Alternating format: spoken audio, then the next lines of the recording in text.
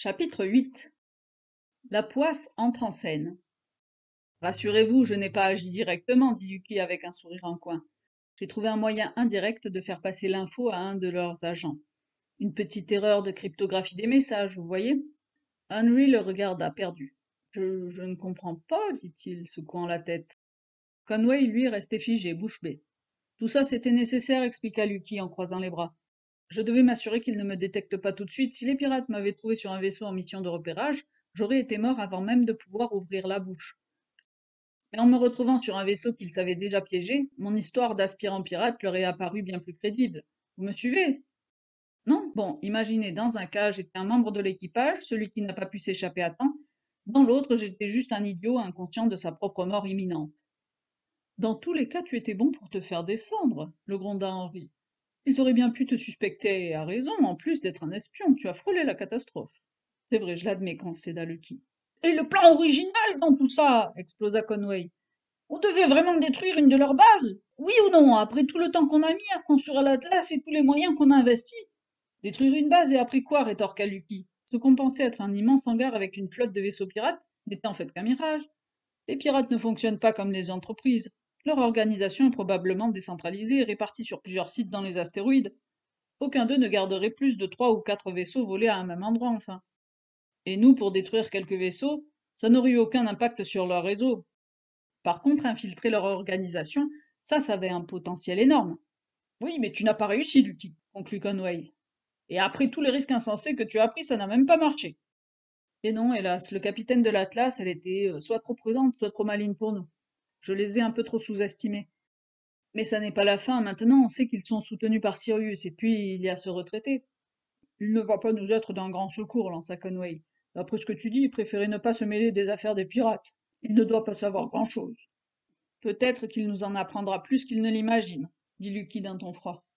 Moi, j'attends de lui une info cruciale qui pourrait relancer toute mon opération d'infiltration. Il est hors de question que tu repartes, s'empressa d'exploser Conway. Mais je n'ai pas l'intention de repartir, répondit Lucky d'un ton calme. Conway fronça les sourcils. Où est la poisse alors? Sur ses restes, répondit Lucky. Ne vous inquiétez pas, elle devrait être de retour bientôt. Mais son retard commence à m'inquiéter un peu, c'est vrai. Le visage de Lucky se teinta d'une ombre fugace. La poisse avait flirté avec le garde de la salle de contrôle pour effacer des notifications générales sa présence dans le secteur. Elle sautillait à présent dans le petit corridor désert menant à la salle des serveurs sécurisés, ses tresses bleues dansant derrière elle. Une lueur de folie illuminait ses yeux. Elle relâchait petit à petit son excentricité trop souvent contenue par Lucky. Elle était enfin dans son élément, farfouiller dans des endroits interdits pour y faire ce qui lui viendrait à l'esprit. Elle prit un grand plaisir à laisser les traces de toutes les failles de sécurité qu'elle avait contournées et se connecta à l'appli générale de la grande agence de la défense planétaire pour y placer un virus, en prenant bien soin de faire sonner toutes les alarmes possibles une fois les modifications poussées directement en prod. Son algorithme était en place immédiatement, les sauvegardes effacées, et il faudra des jours pour savoir ce qui avait été modifié. 2 gardes et 3 techniciens déboulèrent en catastrophe dans la salle, rapidement rejoints par le chef de la section des agents de la défense planétaire. Je suis Patrick Michel, nous savons qu'il y a quelqu'un ici. Qui êtes-vous? Comment êtes-vous arrivé ici? Le groupe se sépara pour fouiller la salle, au fond de laquelle un petit bruit se faisait entendre. En approchant, ils virent qu'il s'agissait d'un petit singe à cymbales colorées, à côté duquel se trouvait une petite goupille. Un écho appela. Max?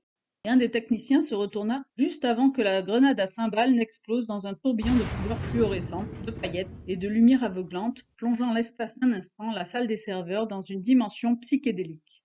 Le dénommé Max fut propulsé dans le corridor par une tornade bleue et la porte se referma derrière eux. Max reprit son équilibre et se retrouva face à la poisse. Il prit un ton autoritaire pour gronder. Mais tu es le petit moustique indésirable de cet après-midi. On a un problème de sécurité là. Va jouer ailleurs ou je te prends par la peau du cou et je t'envoie voler dans une cellule. La poisse recula un pied sur l'oreille métallique pour se mettre légèrement en garde. Mais je t'en prie, viens m'attaquer. Tu as peur de te battre contre moi? Max, interloqué, prit le temps de regarder autour de lui, son bursuite violet pailleté, la porte verrouillée derrière lui, et commença à comprendre. C'est toi, la responsable de l'attaque contre l'Empire terrestre? Déverrouille cette porte immédiatement et remets les choses en ordre ou je vais me fâcher. Son ton n'était pas aussi assuré qu'il l'aurait voulu. Il amena sa main vers son hyperlink pour rameuter la cavalerie, mais il ne trouva plus son bracelet en même temps qu'il entendit un petit bruit inquiétant. Comment as-tu introduit un anoreille dans l'enceinte? Demanda Max tremblant. Pfff, tu sais même pas reconnaître la différence entre un anoreille et un nanosap d'entraînement? C'est pas étonnant si tu sais même pas calculer le déterminant d'une matrice. Ton Etherlink n'est pas désintégré, il est juste par terre, désactivé, mauviette. Viens te battre! Elle est pas contre un nanosap? Et tu vois bien que je l'ai rangé, crétin, à main nue, dans les règles. Je me bats pas avec les fillettes, moi, Alors tu devrais pas les insulter non plus. grogna la poisse. Et puis si tu gagnes, tu auras sauvé l'enceinte d'une dangereuse attaque contre l'Empire terrestre. Par la galaxie, jura Max furieux, j'arrive, petite peste. Il faisait bien 1,80 m et la poisse à son approche ressemblait plus à un enfant qu'à une menace. Mais elle était faite pour ça, pour ce genre de moment. Max n'en fit pas des caisses. Il tendit juste la main, prêt à l'attraper par le col et à la mener dehors. La poisse se baissa, enchaînant un direct foie, puis un uppercut mâchoire, et recula de quelques pas, hors de portée. Max blêmit. Il s'effondra en arrière, agrippé à son ventre, suffocant. Allez, mon grand, la sécurité de la Terre t'attend. Lança la poisse avec un sourire en coin. Max se releva furieux. Cette fois, il avança prudemment. La poisse recula avec fluidité. Il tenta un coup de pied en comptant sur son allonge, mais elle l'esquiva sans effort. Il envoya alors un direct du droit, effleurant sa tête. La poisse reculait mais bougeait à peine, insaisissable. Ses bras se levaient de temps à autre pour dévier un coup, clairement en totale maîtrise de ses esquives.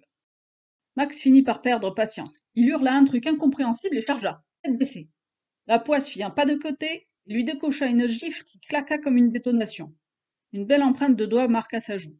Max resta figé, et la poisse ne lui laissa pas le temps de réagir. Un pas, un pivot du bassin et une botte bien placée au plexus le renvoya vers la porte. Elle fit demi-tour, traversa la salle de contrôle et se faufila entre trois gardes qui accouraient sûrement pour ouvrir la porte verrouillée et disparut dans les couloirs. Et pourquoi on attend la poisse déjà demanda Conway.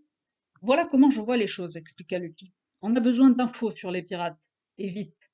Des infos internes. J'ai essayé, mais j'ai loupé mon coup. Ils me connaissent.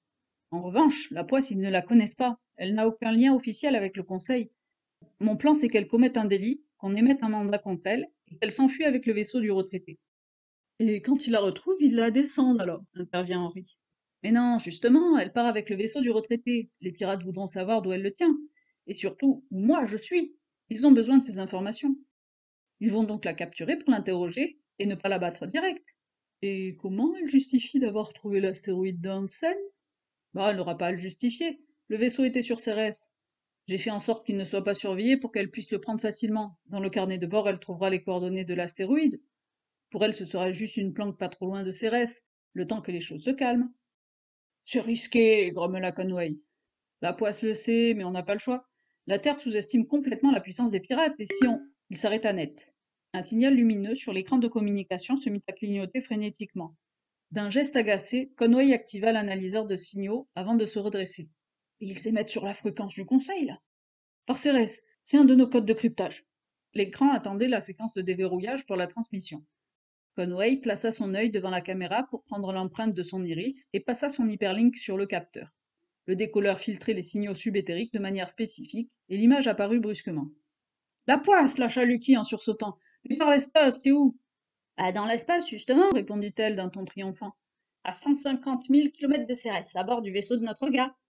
Conway se tourna vers Lucky, peinant à maîtriser sa fureur. Encore un de tes coups, hein, grogna-t-il. Je croyais que ce foutu vaisseau était sur Cérès. Ben, c'était ce que je pensais aussi, balbutia Lucky. Ben, la poisse, qu'est-ce qui s'est passé? Bah, t'as dit qu'il fallait faire vite, alors j'ai pris un peu les devants. Un rire nerveux lui échappa avant qu'elle n'ajoute avec une satisfaction non dissimulée. Il y a un gars de la défense planétaire qui m'a cherché juste avant que tu arrives.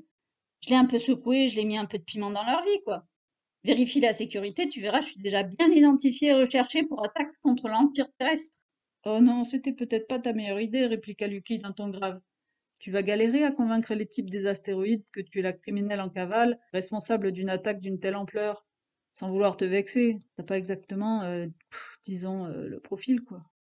La poisse ricana. T'inquiète, après avoir un peu joué avec eux, ils ont plus de doutes. Mais c'est pas pour ça que je t'appelle. Ah, quoi encore?